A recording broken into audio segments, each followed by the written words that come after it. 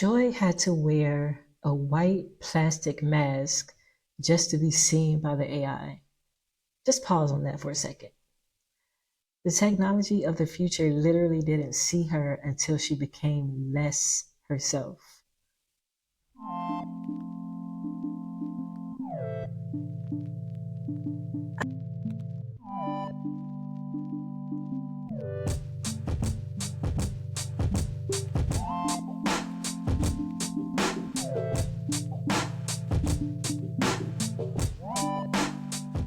I remember watching Back to the Future when I was a kid, completely mesmerized by the idea that someone could hop into a DeLorean, hit 88 miles an hour, and blast into another time. Another time? I was captivated, wide-eyed, legs crossed on the living room floor, leaning in as Marty McFly skateboarded his way through time, dodging paradoxes and reshaping destiny. The flying cars, the talking holograms, the hoverboards, they weren't just cool to me, they were possibilities. They were portals. And somewhere in the back of my young mind, I was already asking the big questions. What would the future look like? Who would be there? Would I be there? And I dreamt of that future. And yes, the gadgets and gizmos amazed me. The holograms, video phones, robots, my little mind was essentially blown. But beyond what then was unheard of technology, there was the freedom embedded in time travel itself. The ability to imagine yourself beyond your current circumstances, beyond now. And oh my God, I couldn't wait for that future. But as I grew older, something shifted. That same excitement I had started to come with a quiet ache. Because even as sci-fi worlds expanded across galaxies, even as fiction allowed creators to invent entirely new realities from scratch, Black people were still a passing thought found in those futures.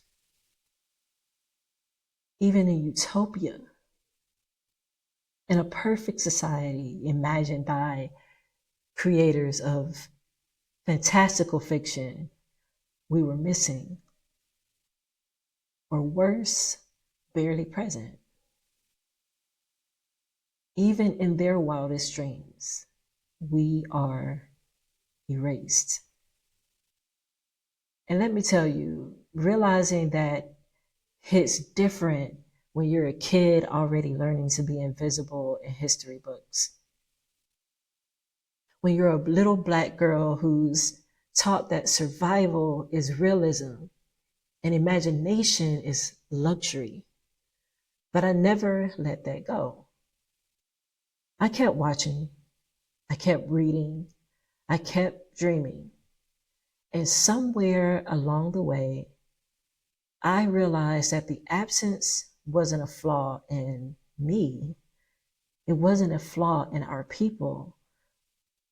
It was a flaw in the system, a flaw in the lens, a flaw in the imagination of a world that couldn't see Blackness as futuristic, as visionary, as central to what comes next. But I'm here to tell you now, the future is Black. It's always been.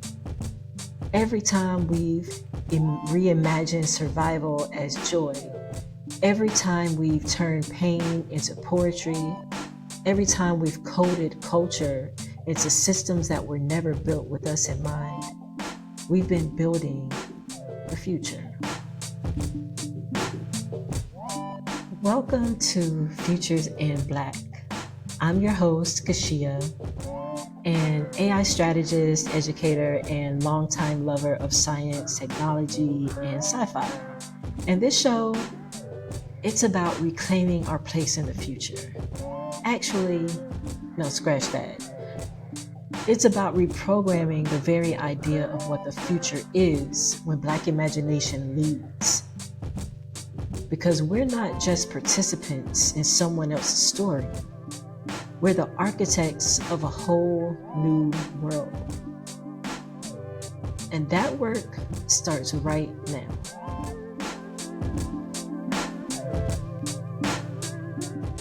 Let's get grounded in some definitions. As we discuss Black futures and imagine what it looks, feels, and sounds like to center Black thought, Black art, and Black systems, we have to understand that this isn't new. There are long-standing frameworks that guide this work. In fact, these frameworks are foundational to this podcast, to Futures in Black. They've been shaped by generations of thinkers, artists, scientists, philosophers, and organizers. People who dare to dream beyond colonial timelines and capitalist constraints. Some of these terms might be familiar to you, or maybe they're completely new. Either way, that's exactly why this podcast exists, to build a shared language of possibility. Because understanding the language of liberation is the first step to speaking new futures into existence. Black Futurism is a broad umbrella. It's a political, philosophical, and cultural movement that asks, what does the future look like when Black people are not just included or allowed or accommodated, but centered as creators, as leaders, and as visionaries? What happens when we shift from being reactive to being generative? It includes real-world planning for Black futures, economic models, tech ethics, community government, food sovereignty, and environmental justice, and the cultural storytelling that breathes life into it all. It connects policy with poetry, data with dreaming. Under that scope are two more specific ideologies. Afrofuturism, a term coined by Mark Derry in 1993 in an essay titled Black to the Future, the inspiration for the title of this podcast episode, focuses more on the creative and speculative arts. It blends science fiction, history, and Black diasporic culture to imagine new worlds. Think music, art, literature, from Sun Ra's interstellar jazz to Octavia Butler's prophetic novels. It's about Black agency, identity, and freedom through a cultural lens of creative work and activism. Africanfuturism is a genre rooted specifically in African perspectives, not centering the West. Think about all the glory, innovation, and spiritual depth that is Wakanda in Black Panther. It's a framework that centers African wisdom, systems, science, language, and cosmologies, unfiltered and fully realized. Both of these perspectives ask the same essential question. What does the future look like when Black people worldwide are the protagonists of our own stories? You'll hear me highlight both diasporic and continental visions on this show, because both are necessary. Our liberation is local and global. But here's the point. None of this is just aesthetic. These aren't just vibes. These are survival strategies, liberation logic in action. Black Futurism says we are not stuck in history. We are not defined by trauma. And we are not waiting for permission to imagine and build what comes next.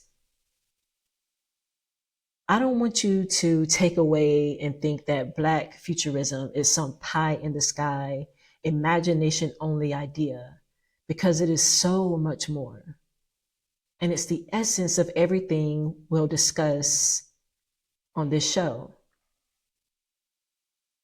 It's real world planning, real world resistance, real world redesign, now for the future. Black futurism is grounded in both hope and urgency. Racism, economic inequality, and tech bias are historical and present threats to our identities and our agency. But still, we must imagine and create better outcomes for ourselves because no one is coming to save us. And no one is going to hand us the keys. We've always had to fight for what we have, but we've also always had to imagine it first. Building a future where Black people are truly free begins with dreams, imagination, and deep discussion. Then it transforms into tactical strategy, intergenerational design, and soulful innovation. This movement isn't confined to academia or art galleries. It shows up in our everyday lives. Whether it's community-led tech innovation in Detroit, Black-owned farms using blockchain to track equitable food distribution, or storytelling workshops in New Orleans blending folklore with AI tools, Afrofuturist practice is living, breathing, and building. And it's not just artists or organizers. It's parents building radical libraries at home. It's teachers rewriting curriculum. It's developers building ethical AI models with justice at the core. All of this is futures in Black. So I'll ask again, what kind of future are we building? And who's dreaming it into being?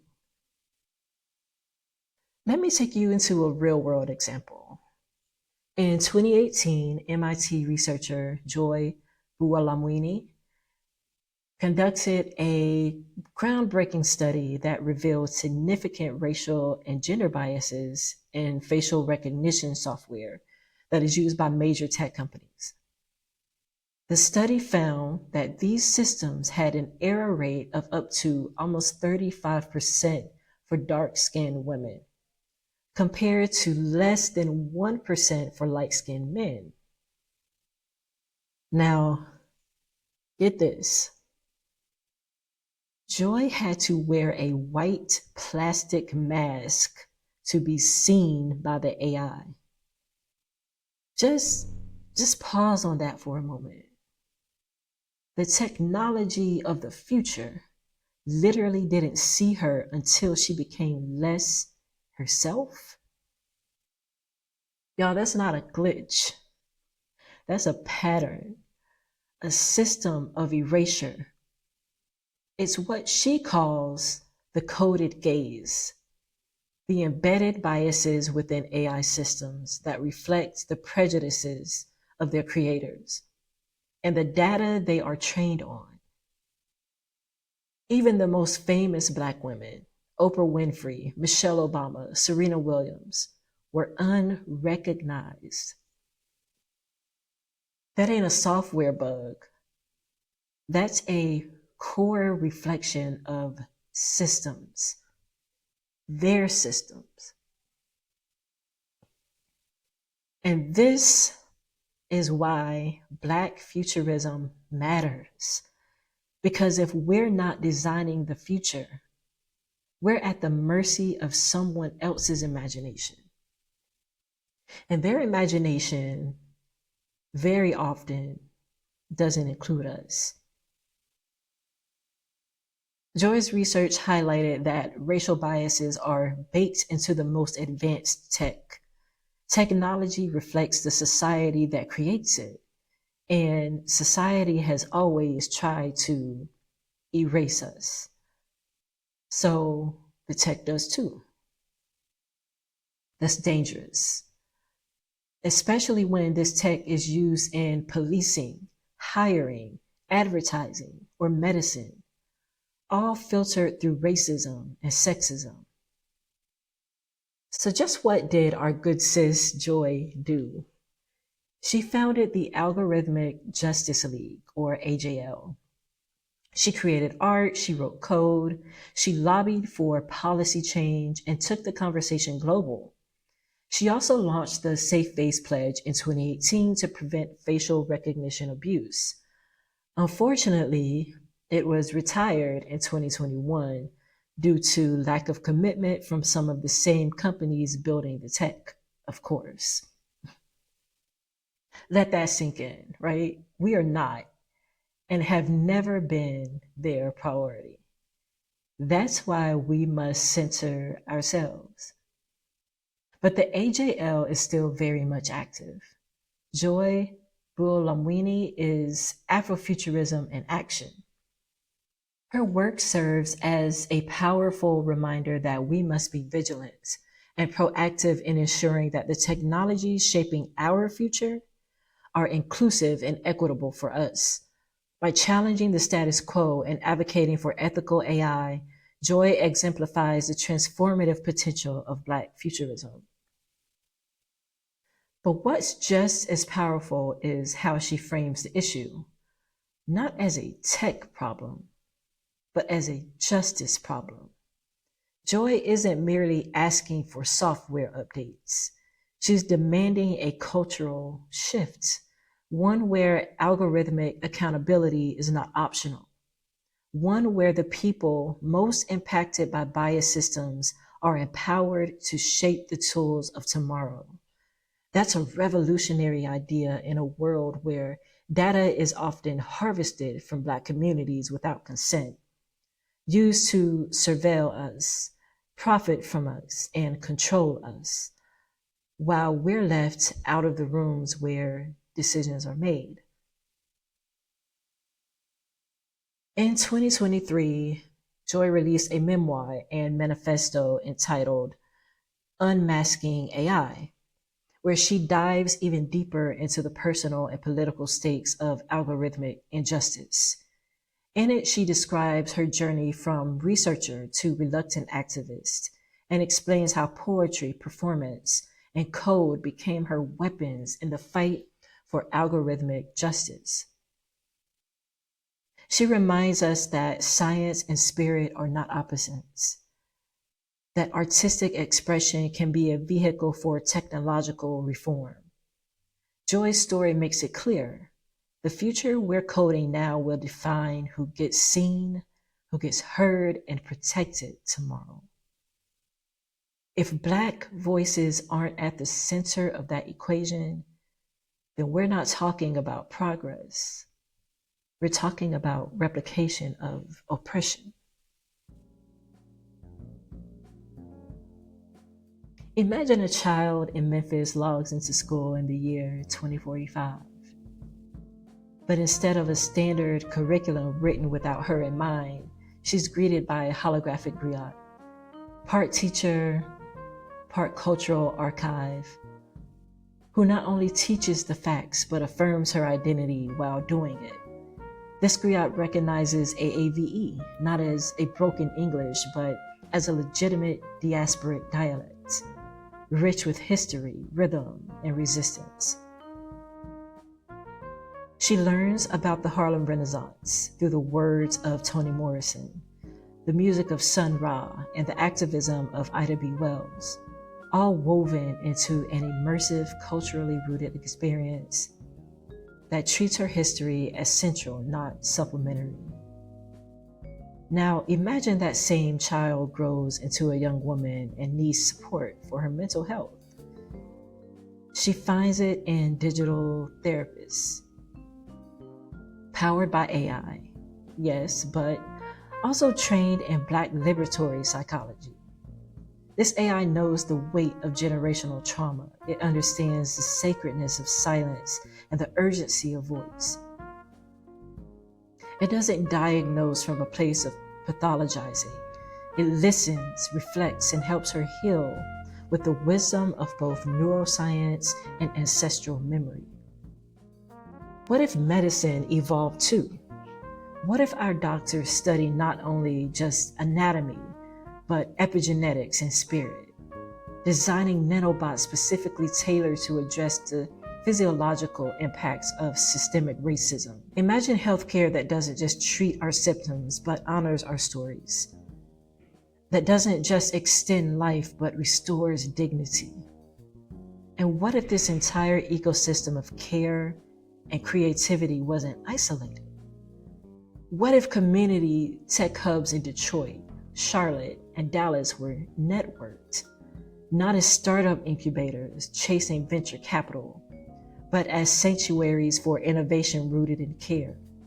Spaces where youth and elders collaborated on solving local problems, blending Afro-Indigenous ecological wisdom with cutting-edge technology. These hubs wouldn't be profit-driven, they'd be powered by vision, community, and a shared commitment to collective thriving. That's not just wishful thinking, that's vision work. And this is where we do that work, right here, right now, with imagination as our blueprint and justice as our compass. Because before we build it, we have to see it. And Black Futurism gives us the lens to see it clearly. I mentioned earlier in the episode that I've always been a huge fan of science fiction. Shows like Star Trek lit up my imagination with warp speed engines, alien diplomacy, and quantum mechanics. I used to be glued to the screen, fascinated by the way the future was envisioned, limitless, interstellar, technologically utopian. But it always struck me, even back then, that something was not quite right. Even in a distant future where humanity supposedly evolved beyond prejudice and Earth was one peaceful planet among many, there were still more aliens on the screen than there were Black people.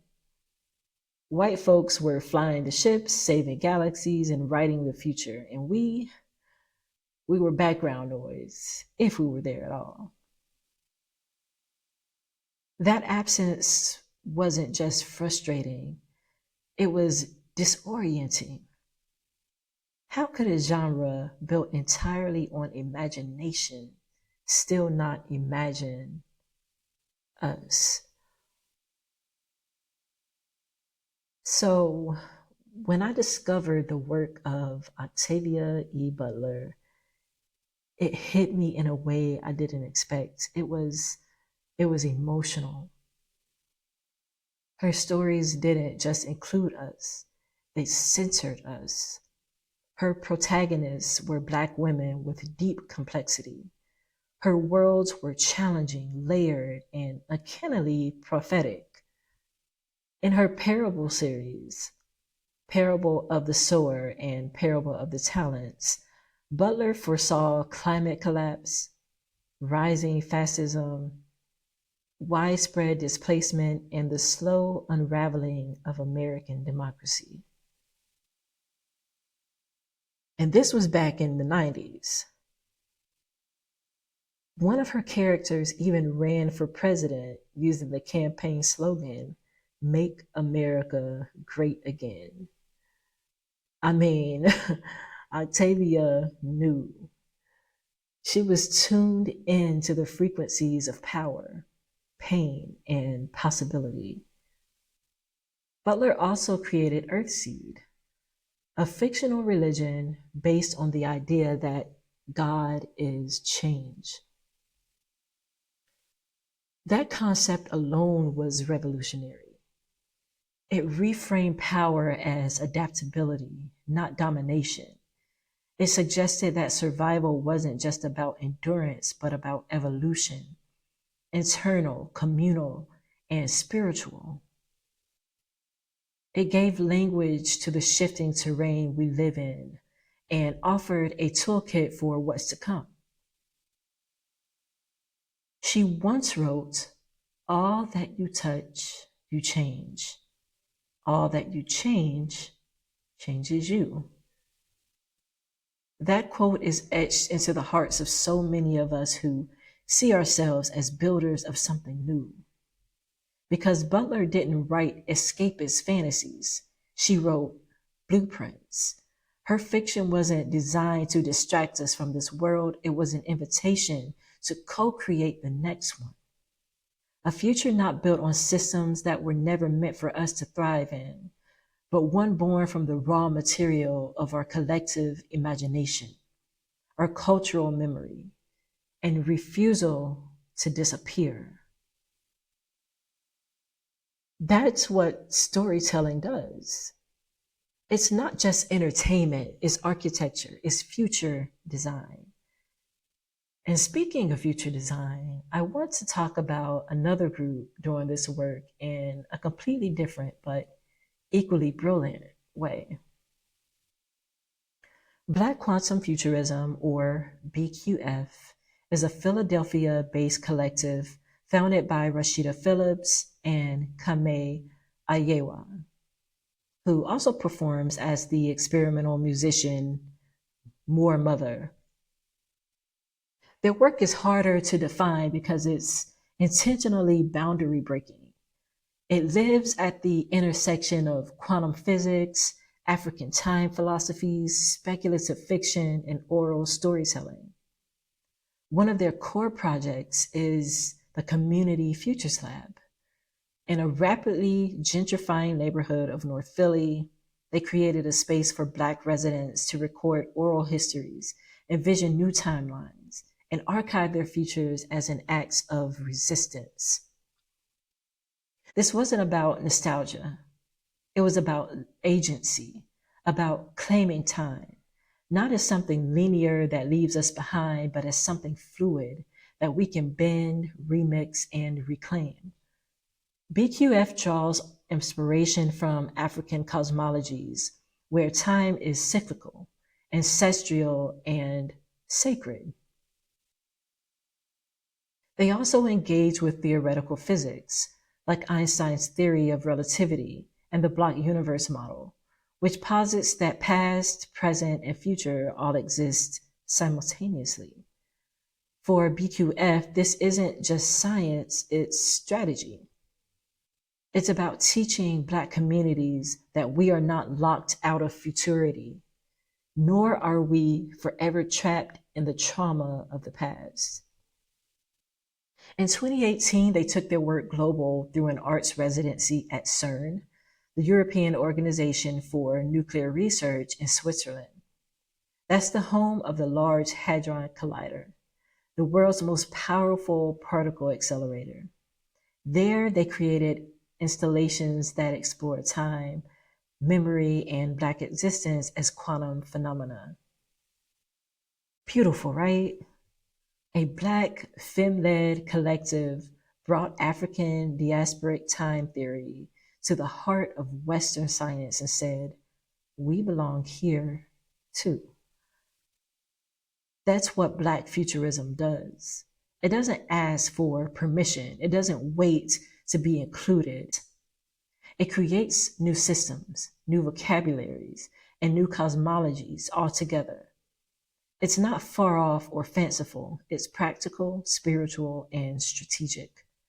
And it's ours. Ours to imagine, ours to build, ours to protect. So here are a couple of takeaways from today's show. The first of many, the first of a movement. Let this be your spark, your invitation, your portal into the work of reimagining. Black futurism is both strategy and story. It's where imagination meets action. It asks us not only to dream, but to design, to craft futures where we don't just exist, but where we thrive. And imagination, that's not a luxury. It's a survival skill. It's how we get free. As Adrienne Marie Brown reminds us, all organizing is science fiction. That means anytime we gather to build a world that doesn't exist yet, where justice is real, where communities are whole, we're writing speculative futures. We're saying the status quo isn't inevitable. And here's the thing.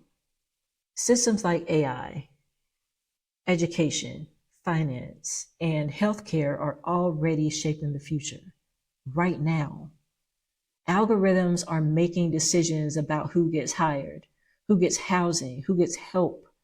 If we're not actively involved in designing these systems, we're consenting to futures built without us in mind. We can't let exclusion repeat itself. But the good news, we already have the tools, our culture, our history, our spirit, and our creativity. That's our technology. That's our blueprint. So what can you do right now? Well, you can follow organizations like Black Futures Lab, Black in AI, and the Black Speculative Arts Movement.